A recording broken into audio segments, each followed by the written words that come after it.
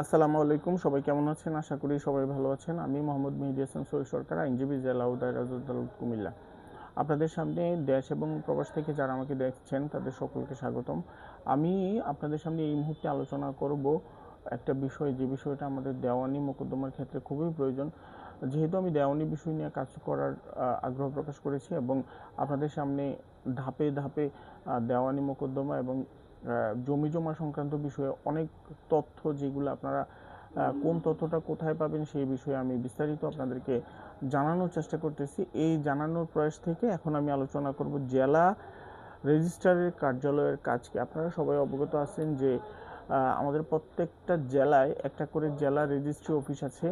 আসলে এই জেলা রেজিস্ট্রি অফিসে আমরা জমি জমা সংক্রান্ত কী সেবা পেতে পারি, আমরা আমরা কোন ধরনের ডকুমেন্ট এই জেলা রেজিস্ট্রি অফিস থেকে, কোন ধরনের দলিল আমরা উত্তোলন করতে পারবো, অথবা এই জেলা রেজিস্ট্রি অফিস আমাদের জমি জমার ক্ষেত্রে জমি জমা সংক্রান্ত বিষয়ে কোন ধরনের সহযোগিতা করতে পারে, অথবা আমরা এই জেলা রেজিস্ট্রি অফিসে গিয়ে কি কি সেবা পেতে পারি সে বিষয়ে আলোচনা করব।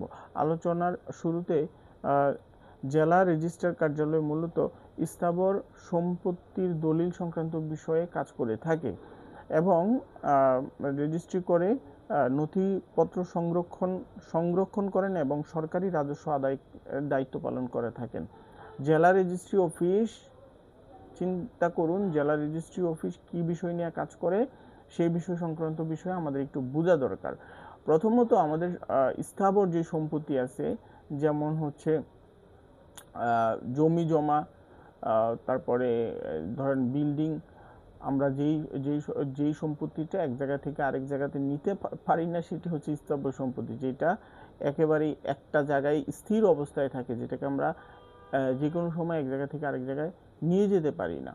সেই বিষয়ে সকল ধরনের রেজিস্ট্রি এবং এই বিষয়ে সকল ধরনের কাগজপত্র, দলিলপত্র আসলে জেলা রেজিস্ট্রি অফিস সরকারিভাবে সম্পূর্ণ জেলার ডকুমেন্টগুলো অথবা দলিলগুলো সংরক্ষণ করাটা হচ্ছে তার দায়িত্ব। আর বিষয় হচ্ছে যে জেলা রেজিস্ট্রি অফিস বাংলাদেশ, তার অধীনস্থ প্রত্যেকটা উপজেলায় যে সাব রেজিস্ট্রি অফিস আছে তার কার্যক্রম তত্ত্বাবধান ও দলিলের নকল, সকল ধরনের যে দলিল সম্পাদিত হবে সব দলিলের নকল প্রধান সহ, মানে নকলটা আপনি যদি আবেদনটা করেনও থানা সাব রেজিস্ট্রি অফিসে আপনি নকলটা উত্তোলনের জন্য আবেদন করেন, সেটা দিবে জেলা সাব রেজিস্ট্রি অফিস, এবং যতগুলা নকল সম্পাদিত হবে, যতগুলা দলিল সম্পাদিত হবে তার নকল আপনি পাবেন হচ্ছে জেলা সাব রেজিস্ট্রি অফিস থেকে।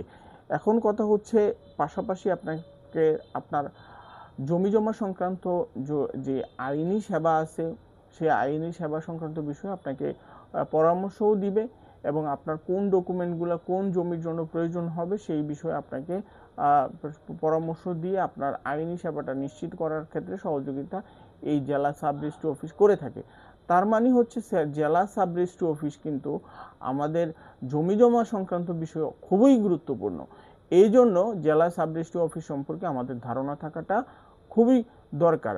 দেখেন, জমি জমা সংক্রান্ত বিষয়ে যখন ঝামেলা হয় তখন আমরা মানে এমন এক বিব্রতকর পরিস্থিতিতে পড়ে যাই, সাধারণ মানুষ যারা আছে তারা কখনো উকিলকে ফোন দেয়, কখনো মুহুরিকে ফোন দেয়, কখনো দালাল বাটপার চিটার কিছু মানুষ আছে তাদেরকে ফোন দেয়, তারা ফোন দিয়ে প্রতারিত হয়। কিন্তু আপনি যদি নিজেই অবগত থাকেন যে আপনার ডকুমেন্টগুলো কোথায় আছে, আপনি এই ডকুমেন্টগুলো তল্লাশি দিয়ে আপনি ইচ্ছা করলে আপনি নিজেই নিজের ডকুমেন্টগুলো তুলতে পারবেন, তখন কিন্তু এই প্রতারণা হওয়ার সম্ভাবনা খুবই কমে যায়।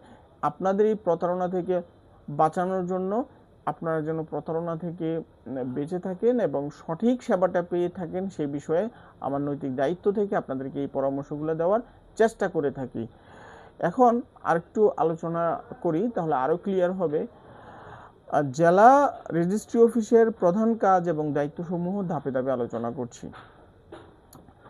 বিষয়টা হচ্ছে এমন যে আপনি জেলা রেজিস্ট্রি অফিস হিসেবে আপনি কোন কোন সেবা পেতে পারেন, যেমন হচ্ছে দলিল রেজিস্ট্রেশন, প্রথম বিষয়টা। আপনি জমি এবং স্থাবর সম্পত্তি কেনাবেচা, বন্ধক, দান, হেবা, বন্টন সহ বিভিন্ন ধরনের দলিল আপনি ইচ্ছা করলে জেলা রেজিস্ট্রি অফিসের অধীন আপনি থানা সাব রেজিস্ট্রি অফিসে করবেন, কিন্তু পরবর্তীতে আপনি যদি দলিলটা উঠাতে চান, এই দলিলের একটা সার্টিফাইড কপি আপনি মামলা মোকদ্দমা বা অন্য কোনো কাজে প্রয়োজনীয় উপাদান হিসাবে এবং গুরুত্বপূর্ণ উপাদান হিসেবে বৈধ কাগজ যদি আপনি উত্তোলন করতে চান, আপনি অবশ্যই জেলা রেজিস্ট্রি অফিসে যোগাযোগ করে একটা ফি দিয়ে, নির্ধারিত একটা ফি দিয়ে এটা উত্তোলন করতে হবে। আর এটা হচ্ছে রেকর্ড সংরক্ষণ। মজার বিষয়, আমাদের এই কুমিল্লা, সম্পূর্ণ কুমিল্লার যত রেকর্ড আছে, অর্থাৎ খতিয়ান, যত ধরনের খতিয়ান আছে, সিএস, বিএস, আরএস, মাঠ পর্চা থেকে শুরু করে সকল ধরনের খতিয়ান আপনার কার কাছে সংরক্ষিত থাকে, মানে আপনি থানাতে যদি নাও পান, আপনি জেলা সাব রেজিস্ট্রি অফিসে আপনি সেই সংরক্ষিত ডকুমেন্ট আপনি ইচ্ছা করলে উত্তোলন করতে পারবেন। আরেকটা জিনিস হচ্ছে রাজস্ব আদায়, যেমন হচ্ছে আপনার রেজিস্ট্রেশন ফি, যে দলিল হওয়ার পরে যে ফিটা আপনি জমা দেন সেটা আসলে জেলা সাব রেজিস্ট্রি বরাবর চলে যায় সাব রেজিস্ট্রার, এবং স্টাম্প শুল্ক, অন্যান্য সরকারি রাজস্ব, এগুলা অন্যান্য সরকারি রাজস্ব যা আছে সবই জেলা সাব রেজিস্ট্রি অফিসে যেটা রেজিস্ট্রির মাধ্যমে হয়ে থাকে সেটা আপনার পাবে হচ্ছে সংগ্রহ, এই সেটার তদারকি বা সেই টাকাটা সর্বশেষ হিসাবটা নিবে এবং সরকারি খাতে জমা দেওয়ার ক্ষেত্রে দায়বদ্ধতা থাকবে জেলা সাব রেজিস্ট্রি অফিসের কাছে। এবং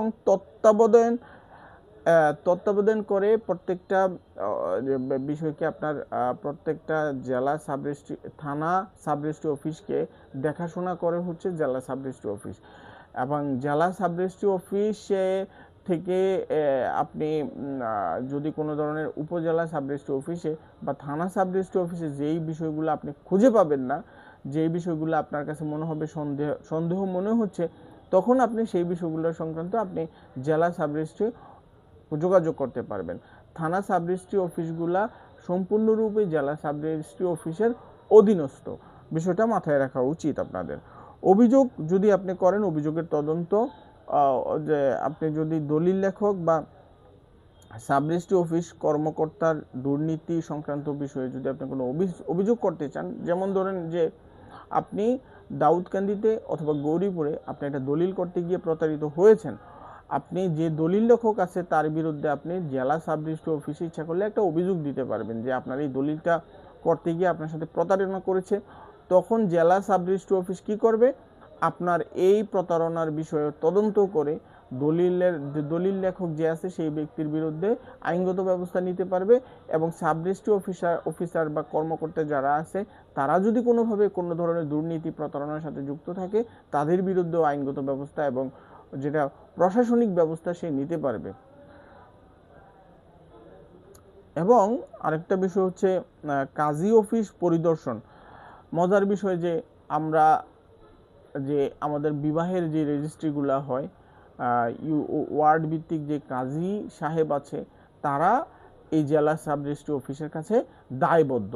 তারা এই জেলা সাব রেজিস্ট্রি অফিস যে নিকা রেজিস্ট্রার আছে, তারা কার্যক্রম সম্পর্কে জেলা সাব রেজিস্ট্রি অফিস এই তাদের কার্যক্রম সম্পর্কে তথ্য নেয়, এবং যদি যেই বালাম আছে এই বালামগুলা জেলা সাব রেজিস্ট্রি অফিস থেকেই নিয়ে আসে, এবং এটা সম্পূর্ণ হওয়ার পরে জেলা সাব রেজিস্ট্রি অফিসে আবার জমা দিতে হয়। অর্থাৎ একটা জেলায় যত ধরনের রেজিস্ট্রেশন সংক্রান্ত বিষয় আছে, সেই সকল রেজিস্ট্রেশন সংক্রান্ত বিষয়টা দেখাশোনা করে হচ্ছে জেলা সাব রেজিস্ট্রি অফিস। আশা করি আমার এই ভিডিওটা আপনাদের কাছে ভালো লেগেছে। যদি ভালো লেগে থাকে তাহলে আপনি আমার ফেসবুক পেজ ফলো করবেন এবং আমার ইউটিউব চ্যানেলটাও সাবস্ক্রাইব করে দিবেন। আইনি পরামর্শ, আপনি ধারাবাহিক আইন, দলিল এবং দেওয়ানি বিষয়টাতে আমি ধাপে ধাপে এমনভাবে আপনাদের সামনে উপস্থাপন করে প্রকাশ করে দিব যাতে আপনারা নিজেদেরাই কোনো প্রতারকের মাধ্যমে না পড়ে ক্ষতিগ্রস্ত না হয়ে আপনারা নিজেরাই দলিল, খতিয়ান, জমি জমা সংক্রান্ত বিষয়গুলোতে আপনারা নিজেদের মতো করে এগুলার সংক্রান্ত বিষয়ে আপনি নিজেই নিজের কাজটা করতে পারেন, সেই বিষয়ে আপনাদেরকে ধাপে পরামর্শ দিয়ে একটা জায়গা তৈরি করে দেব ইনশাআল্লাহ। যদি আমার ভিডিও ভালো লাগে ভিডিওটা শেয়ার করে দিবেন, আমার ইউটিউব চ্যানেলটা সাবস্ক্রাইব করে দিবেন, পাশাপাশি আমার পেজটা ফলো করবেন। ইনশাআল্লাহ আপনাদের জন্য আমি প্রতিনিয়ত ভিডিও দিতে থাকবো। ধন্যবাদ সবাইকে। আসসালামু আলাইকুম।